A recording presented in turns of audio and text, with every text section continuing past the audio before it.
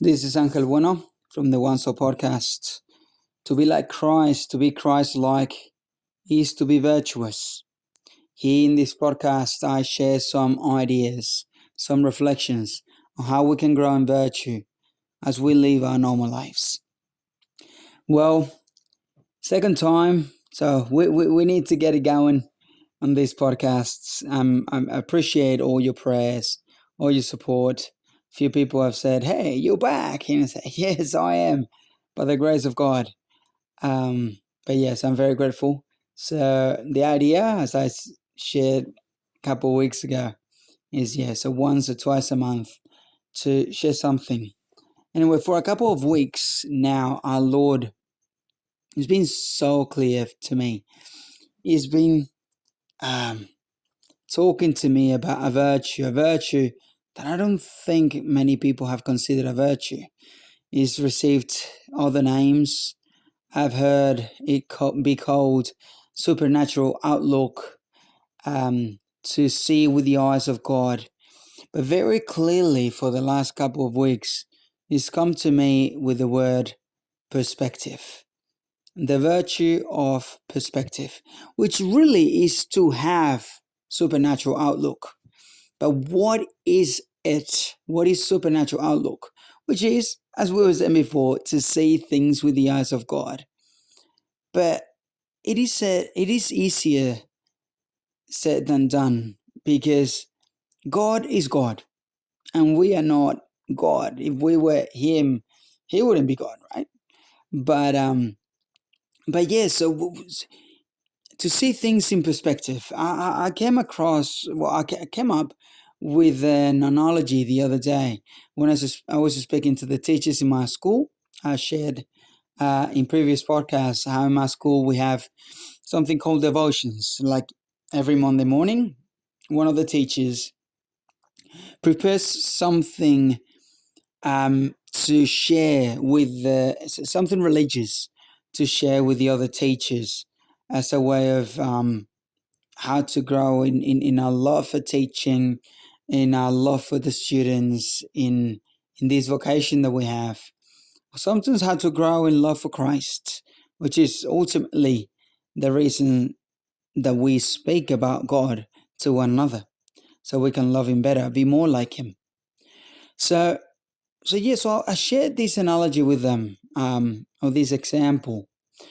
In Madrid, many people now is very renowned, the museum El Prado. It's one, if not the main museum in Madrid. And in there is lots of different artists' masterpieces. And these are few from Monet. Monet is this French painter who used to paint with short strokes of the paintbrush. Very interesting. The first time that I saw one of his paintings, it was a close-up. And I was like, this seems to be done by a child. But as you stepped away from that painting, it fell into place. It looked gorgeous. And that's why he is such an amazing and famous painter, artist after so many years. Because he was able to paint his own way, his own perfect way, but in a way that you had to look at his paintings in a very specific way again in order to really appreciate it. You need to step away from them for all those colors to blend into that perfect image that we see in all his paintings. So that is to see with perspective. Some things in our lives need to be seen from a close-up, but sometimes we need to step away. Like it's very clear. We know that God is in heaven, and from up there, everything is like He's got that distance. That's distance from divinity, to really observe, contemplate what is happening the right way. Because like in human interactions, so many times you must have said, I just when we have an argument with someone, or even with our spouse, like so many times with Jess, with my wife, that we're discussing something, and I get upset or she gets upset, and it's just we have different viewpoints of the same thing, and some of those viewpoints, it didn't sit well. It didn't make us feel right. That's why we got upset. We made it personal, right? It's something that we've talked about in the past, making arguments personal, but that is not the point here. But in any human circumstances, we need to put perspective. And that perspective is sometimes to see from the position of the other person, but really is to see it from the position of God. And there is a few things that we can do in order to make that happen. First of all, is to exercise our love of prayer. Seems very simple. So often we hear, like, God knows everything. Why am I going to tell him anything? So, because of this. Because when we expose the things that are happening in our hearts to our Lord, or that are happening in our lives that we're exposed to our Lord, as soon as we put it in front of him, either on the altar or in front of us during that time of prayer, we let him look at it. It's just, he is able to word it in our hearts and in our minds in a way that we can truly understand it. And so many, that sort of, I was in pride and I saw the light about this problem that I have in my life. That is not you seeing the light. That is God infusing his perspective into your human problems. First of all, number one, put your problems to God, and he'll be able to take you with him and put perspective into it. The second, well, as I said before, to ask the other person, to put yourself in the situation of the other, or to put yourself as a third party within your life, especially with personal problems. So how would I do? And this is a friend of mine gave me this hint the other day.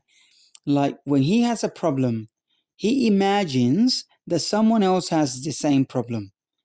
And then he says to himself what he would say to that other third party. So very simple, but very efficient.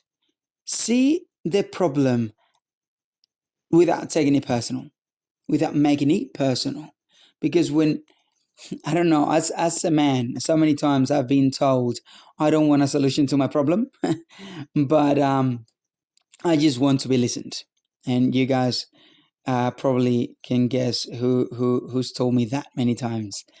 But it's so simple to give solutions to others, but we find it so hard to either find solution for our own problems or to sort of see them in different lights. Why? Because they're ours. So, and this is something that happens as well when we take our this is something I didn't think about before, and I'm just sort of thinking it as I'm speaking. But this is what we do in prayer as well. We get the problem out of us, we give it to our Lord, and then we can see it as well. So you can see it's like teamwork between us and our Lord. Because in a very practical way, I was thinking about my kids and how sometimes we just make their problems personal for ourselves. And he's like, why are you just not like me? Why don't you grow up? Why don't you do this, or that, so you fit into my mold? Why don't you fit into what I think you should be? But really, we stop from seeing them the way they are meant to be. And this is probably like a parenting way of living this virtue of perspective.